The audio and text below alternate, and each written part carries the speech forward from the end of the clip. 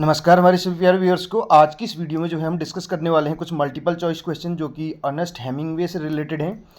और अगर बात करें इस वीडियो को जो कैप्चर करने का मेन मोटिव जो है वो उत्तराखंड लेक्चरर इंग्लिश के एग्ज़ाम को ध्यान में रखते हुए ये वीडियो जो है कैप्चर की जा रही है।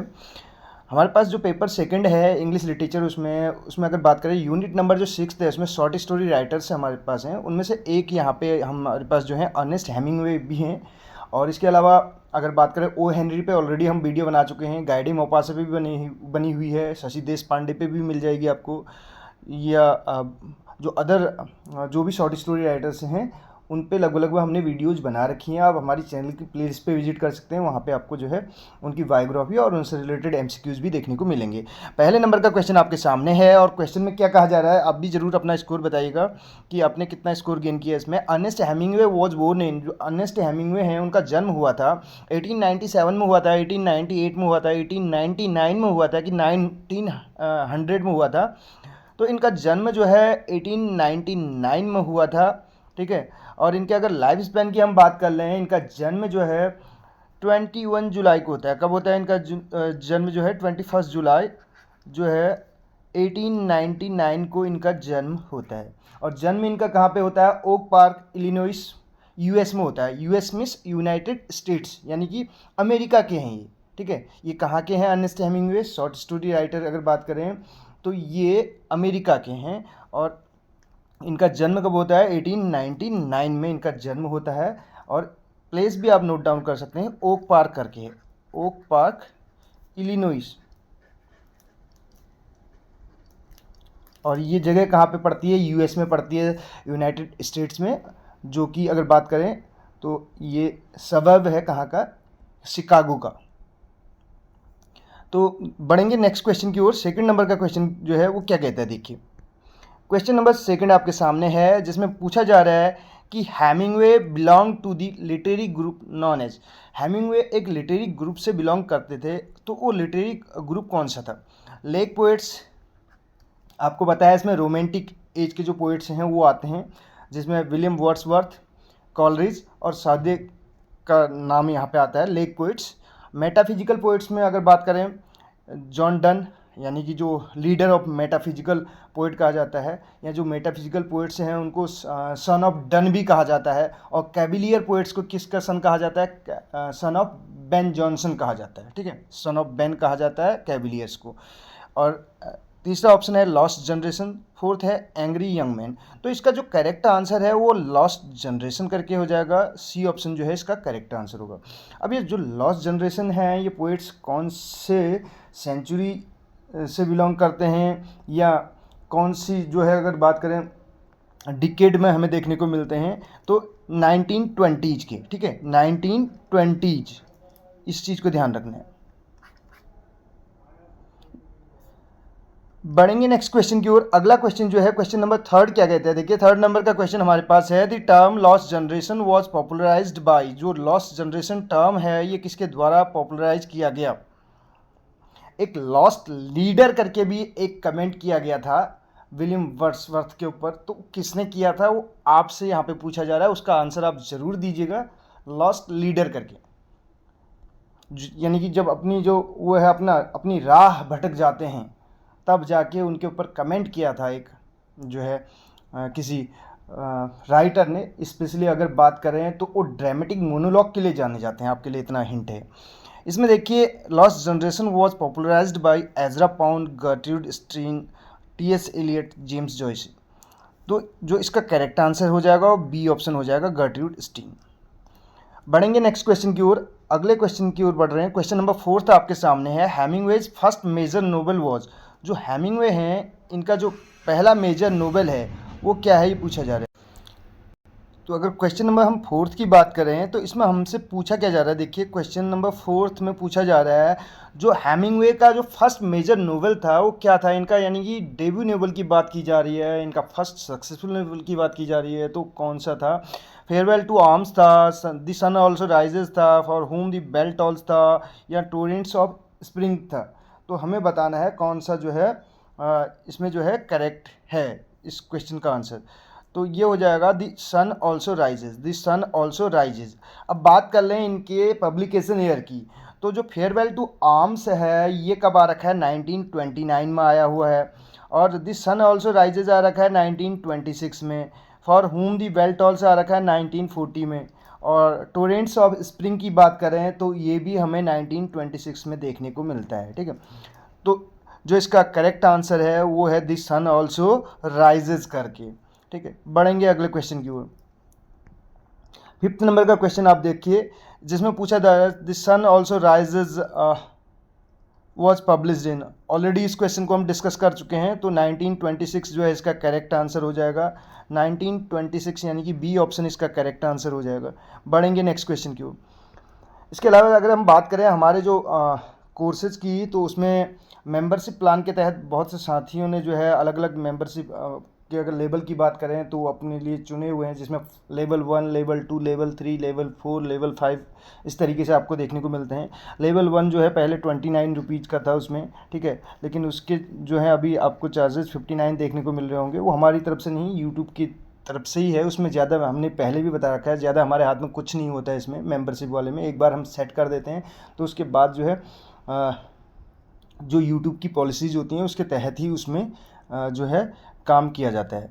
रही बात जो लेवल 2 है उसमें आपको 299 का देखने को मिल रहा होगा। लेवल 3 में आपको जो है 599 का देखने को मिलेगा। और अगर आप मेरे से पूछें तो कौन सा लेवल आपके लिए सही रहेगा, अगर आप चाहें लेवल 3 को ले सकते हैं, अगर इससे बेहतर चाहते हैं तो लेवल 4 पे भी जा सकते हैं। मैं ऐसा क्यों कह रहा हूँ, क्योंकि लेवल 1 को लेने में आपको सिर्फ यहीं तक की वीडियोस देखने को मिलेंगी। लेवल 2 में जो है ये दोनों लेवल आपके कवर हो जाएंगे। लेवल 3 का अगर आप लेते हैं तो ये 3 के 3 लेवल आपको वहाँ पे ये तीनों वीडियोस तक आपकी एक्सेस रहेगी, ठीक है। तो ये आपके ऊपर डिपेंड करता है, आप खुद जाके देखिएगा उस पर, और जो आपको बेहतर लगे उसके अकॉर्डिंग आप उसको वो कर सकते हैं। और ध्यान रखिएगा ये सिर्फ 1 महीने के लिए रहता है, इसमें जो है मंथली बेस पे ये रहता है। जैसे महीना ख़त्म हो जाएगा, अगर उस दौरान आप नहीं देख पाते वीडियोस को तो फिर उस पर कुछ किया नहीं जा सकता। तो इसलिए इस चीज़ का भी आपको ध्यान रखना है, विद इन अ मंथ आपको सारे जो है वीडियोज़ को वॉच करना है। और हमारी जो रणनीति है हम ऑलरेडी बता चुके हैं, MCQs के जरिए ही हम कराते हैं, जैसे यहाँ पे भी करा रहे हैं। इसमें अगला देखिए, a farewell to arms. A farewell to arms जो है is set against the backdrop of, इसकी सेटिंग की अगर बात की जाए, वर्ल्ड वॉर सेकेंड है, अमेरिकन सिविल वॉर है, या वर्ल्ड वॉर फर्स्ट है, या फिर स्पेनिश सिविल वॉर। तो फेयरवेल टू आर्म्स की बात करें 1929 में आ रखा है, तो वर्ल्ड वॉर फर्स्ट हो जाएगा, क्योंकि हमें पता है वर्ल्ड वॉर फर्स्ट कब से कब तक हो रखा है, 1914 से लेके 18 तक। बढ़ेंगे नेक्स्ट क्वेश्चन की ओर। अगला क्वेश्चन क्या कहता है, a farewell to arms was published in. तो ये पब्लिश कब हो रखा है ये पूछा जा रहा है। इसमें देखिए हमारे पास जो इसका जो करेक्ट आंसर है वो 1929 हो जाएगा। इसके अलावा अगर बात करें नेक्स्ट क्वेश्चन की, 8th नंबर का क्वेश्चन है। देखिए इसमें जो है 15 क्वेश्चन हमने ले रखे हैं, उसके बाद जो है जितने भी पॉइंट्स बच जाएंगे उनको भी हम कवर करने की कोशिश करेंगे। एक्सप्लेनेशन इसलिए यहाँ पे ज़्यादा नहीं दे रहे हैं ताकि ऐसा ना हो कि हम एक्सप्लेन कर दें सारे क्वेश्चन को और बाद में पता चल रहा है उन्हीं से रिलेटेड यहाँ पे क्वेश्चन रहेंगे, तो उनकी फिर जो है वो कोई वैल्यू नहीं रह जाएगी। तो 8th नंबर का क्वेश्चन है, for whom the bell tolls. अब ये जो for whom the bell tolls है, ये टाइटल कहाँ से लिया गया है ये आपको बताना है। ये मैं आपको बता दूँ, ये आपको 17th सेंचुरी में, जो 17th सेंचुरी का फर्स्ट हाफ की अगर बात करें तो वहाँ पर कोई ऐसे पोएट थे जो कंसीट का भी यूज़ करते थे। इतना आपके लिए हिंट है, उनकी पोइम्स से ही जो है ये टाइटल लिया गया है, बोरो किया गया है। French revolution, Russian revolution, Spanish civil war और वर्ल्ड वॉर फर्स्ट। तो इसकी अगर बात करें तो स्पेनिश सिविल वॉर करेक्ट हो जाएगा। हमने इसके बारे में बताया भी था, for whom the bell tolls ये कब आ रखा है, 1940 में आ रखा है।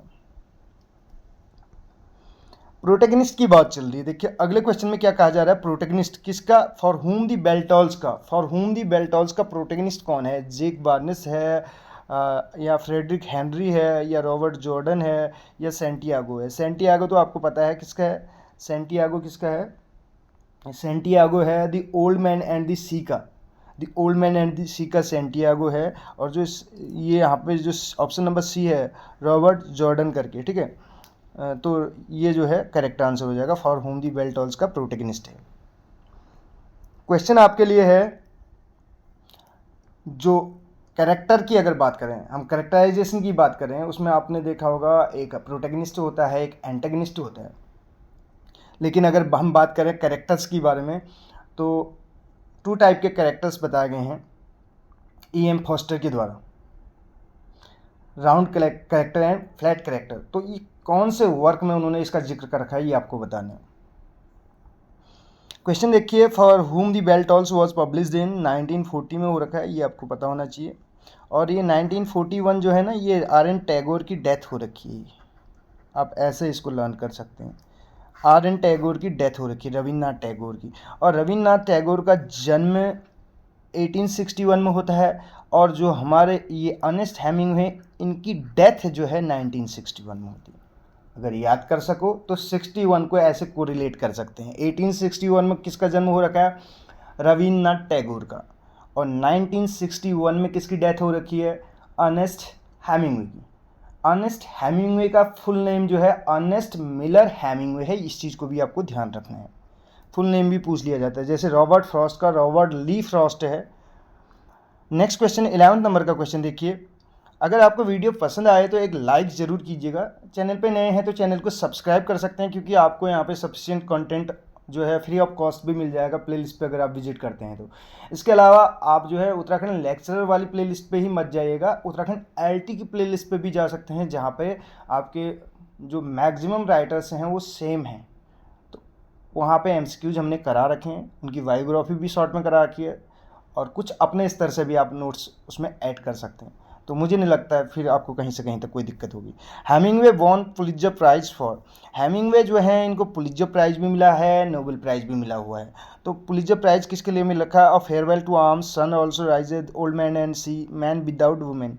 तो इनको मिला हुआ है ओल्ड मैन एंड सी के लिए मिल रखा है। ओल्ड मैन एंड सी 1951 में कंप्लीट हो गया था। पब्लिश की बात करें 1952। अगर इसी में हम पुलित्जर प्राइज की बात करें, ठीक है, पुलित्जर प्राइज की बात करें 1953, और नोबेल प्राइज की बात करें तो नोबेल प्राइज मिल रखा है 1954 में, ये आपको ध्यान रखना है।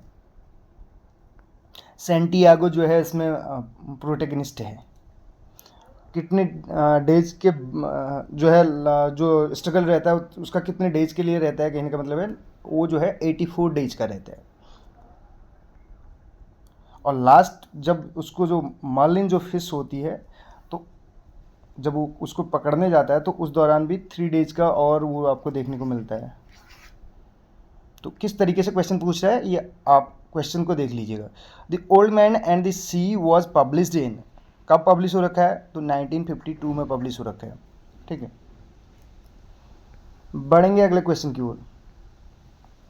ओल्ड मैन एंड सी की बात चल रही है। ओल्ड फिशरमैन इसमें कौन है, जो फिशरमैन है वो कौन है, फिशरमैन जो है सैंटियागो है, और इनका फ्रेंड जो यंग उसकी बात करें तो वो कौन होता है, मेलोनिन होता है। ठीक है, ये भी आपको ध्यान रखना है। सैंटियागो जो है करेक्ट आंसर हो जाएगा। और सैंटियागो पे ही वो कोटेशन भी है, a man can be destroyed but not defeated. A man can be destroyed, destroy किया जा सकता है आदमी को, लेकिन हराया नहीं जा सकता। कहीं ना कहीं करेज की बात है यहाँ पे। तो ये सैंटियागो के अपने करेज, पेशेंस को यहाँ पे दिखाया गया है इस कोटेशन के जरिए। ये कोटेशन जो है बहुत ही फेमस कोटेशन है यहाँ पे, अगर इसकी बात करें ओल्ड मैन एंड सी का। Hemingway received the Nobel prize in literature, तो आ गया क्वेश्चन जो हम ऑलरेडी डिस्कस कर चुके हैं 54 में।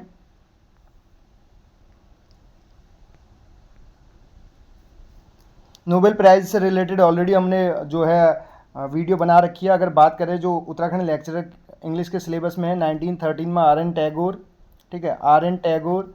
1923 में जो है W.B. ईट्स, 1925 में G.V. शॉ। इसके अलावा गाल्सवर्थ है नहीं इसमें, ठीक है। इसमें अगर बात करें 1948 में T.S. इलियट, और 1950 में बर्ट्रैंड रसल,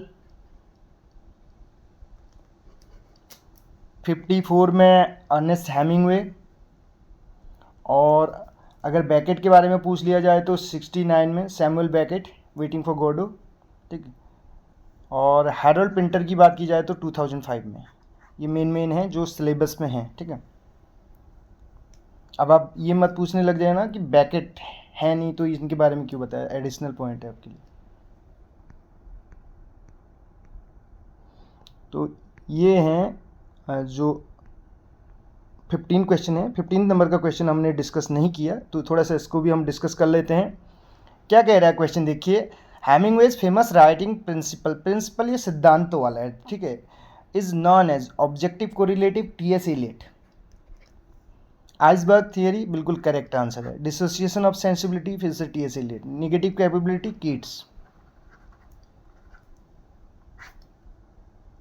ठीक। तो ये थे 15 क्वेश्चन जो हमने यहाँ पे डिस्कस किए। कैसी लगी आपको वीडियो ज़रूर बताएगा। अगर वीडियो पसंद आई हो तो एक लाइक, एक कमेंट, एक शेयर ज़रूर कीजिएगा। फिर से कह रहे हैं, आपका फीडबैक क्या रहता है, आगे आने वाली वीडियोज़ उन्हीं पे डिपेंड करेंगी। आपके फीडबैक पे ही जो है आगे की वीडियोज़ जो है हमारी डिपेंड करेंगी कि वो यहाँ पे आपको किस जो है उसमें देखने को मिलेंगी, डेली बेसिस पे या जब कभी हमें टाइम मिले उसके बेस पे। क्योंकि टाइम हमें बनाना पड़ेगा, टाइम हम तब एडजस्ट कर पाएंगे जब यहाँ पे फीडबैक आपका सही रहेगा। मिलते हैं अगली वीडियो में। Thank you so much.